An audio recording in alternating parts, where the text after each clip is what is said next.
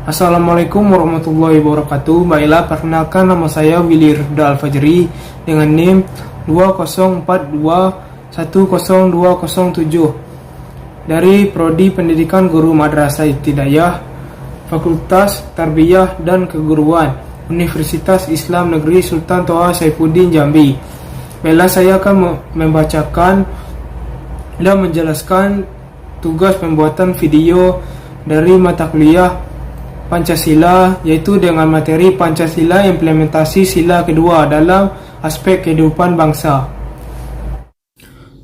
Pancasila implementasi sila kedua dalam aspek kehidupan bangsa. Sila kedua, kemanusiaan yang adil dan beradab. Artinya dan makna sila kedua: 1. Menetapkan manusia sesuai dengan hakikatnya sebagai makhluk Tuhan. 2. Menjunjung tinggi kemerdekaan sebagai hak segala bangsa. 3. Mewujudkan keadilan dan peradaban yang tidak lemah. Butir-butir Pancasila kedua. 1. Mengakui dan memperlakukan manusia sesuai dengan harkat dan martabat sesuai makhluk Tuhan Yang Maha Esa. 2. Mengakui persamaan derajat, hak dan kewajiban asasi setiap manusia tanpa membeda-bedakan suku, keturunan, agama, kepercayaan, jenis kelamin, kedudukan sosial, warna kulit dan sebagainya. 3. Mengembangkan sikap saling mencintai sesama manusia. 4. Mengembangkan sikap saling tanggung rasa dan tepa selera. 5. Mengembangkan sikap tidak semena-mena terhadap orang lain. 6. Menjunjung tinggi nilai-nilai kemanusiaan. 7. Gemar melakukan kegiatan kemanusiaan. 8. Berani membela kebenaran dan keadilan. 9. Bangsa Indonesia merasa dirinya sebagai bagian dari seluruh umat manusia. 10. Mengembangkan sikap hormat, menghormati dan bekerja sama dengan bangsa lain.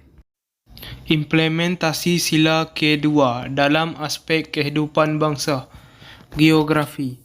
Wilayah Indonesia yang luas meliputi daratan dan lautan di mana keduanya memiliki kekayaan alam yang beraneka ragam. Menjadi Indonesia sebagai negara menjadi incaran negara-negara lain sekitarnya.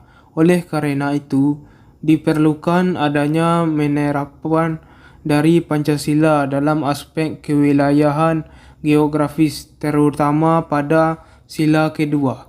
Hal ini bertujuan agar warga tidak terpengaruh oleh warga asing, memiliki untuk berpindah ke negaraan.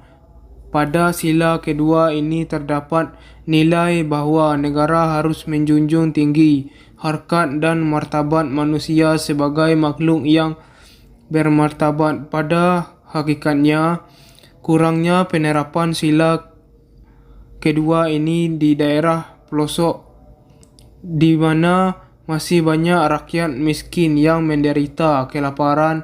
Ini buktikan masih kekurangan rasa kemanusiaan di daerah-daerah pelosok yang masih harus diperhatikan oleh negara.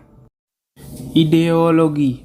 Penerapan Pancasila pada aspek ideologi diwujudkan dengan adanya ideologi Pancasila. Ideologi Pancasila merupakan kumpulan atau norma yang berdasarkan sila-sila Pancasila.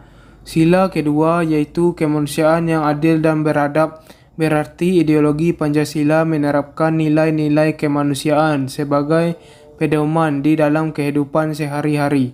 Selain itu, ideologi Pancasila berperan sebagai nilai integratif perwujudan Pancasila, yang berarti bahwa Pancasila sebagai sarana pemersatu dan prosedur penyelesaian konflik perlu pula dijabarkan dalam praktik kehidupan bernegara.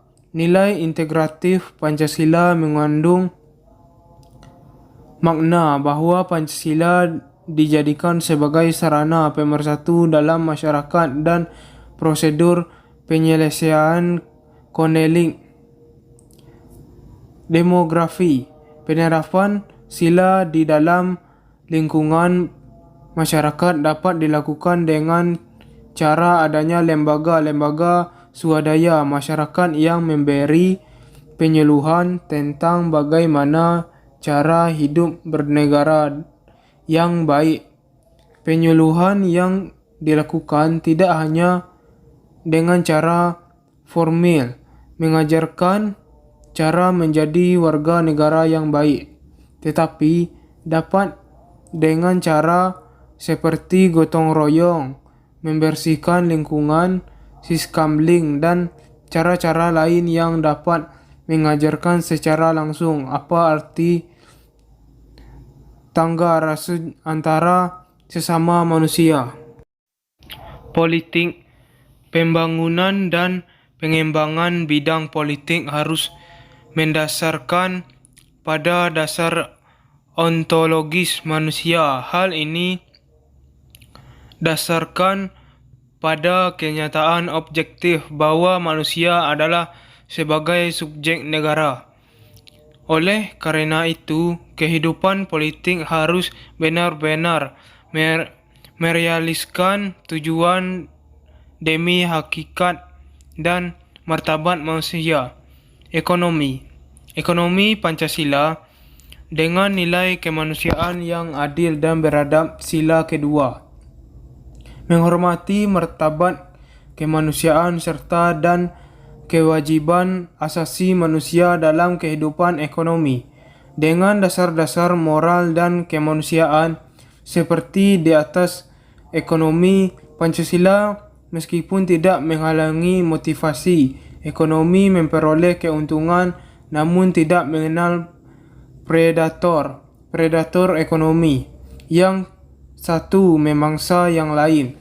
Secara khusus, sistem ekonomi harus berdasarkan pada dasar moralitas ketuhanan dalam sila 1 dan kemanusiaan dalam sila kedua. Sistem ekonomi yang berdasar Pancasila berbeda dengan sistem ekonomi liberal yang hanya menguntungkan individu tanpa perhatian pada manusia lain. Sosial dan budaya. Praktek langsung dari sila kedua dapat dilakukan dalam interaksi sosial di dalam lingkungan pendidikan ataupun lingkungan tempat tinggal. Di dalam lingkungan pendidikan, teori ini dapat dipraktekkan dengan cara sikap perilaku dalam lingkungan pendidikan. Pada era sekarang ini, teramat sulit menemukan sikap penghargaan di lingkungan pendidikan.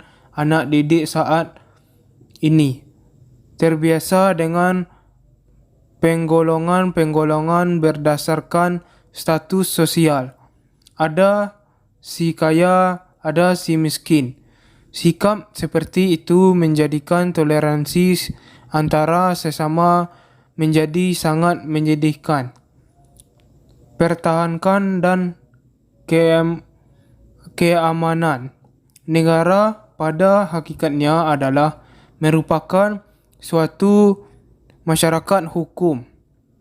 Demi tegaknya hak-hak warga negara, maka diperlukan peraturan perundang-undangan negara, baik dalam rangka mengatur ketertiban warga maupun dalam rangka melindungi hak-hak warga negara.